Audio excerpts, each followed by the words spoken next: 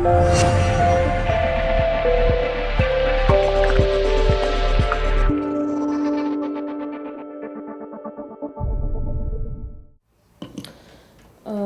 është e mërkure, në qoftë se deri të premten nuk shoh shenja të një kthjellje të skenës politike apo njerëzve kryesor në këtë skenë rreth përdorimit të dhunës në seancë, unë nuk kam asnjë arsye që të shkoj në atë seancë, sepse e para sqarova e konsideroj provokim në një situatë të tillë, dhe e dyta shoh potencial shumë më të madh për dhunë të premten dhe nuk kam asnjë arsye që të bëhem pjesë e një skenari të tillë.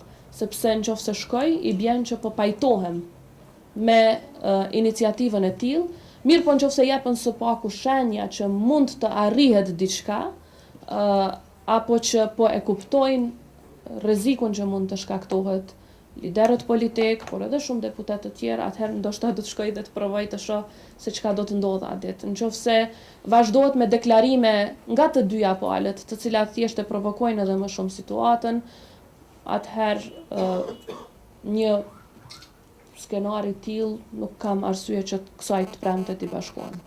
Unë nuk e di pse më shkon kuvend.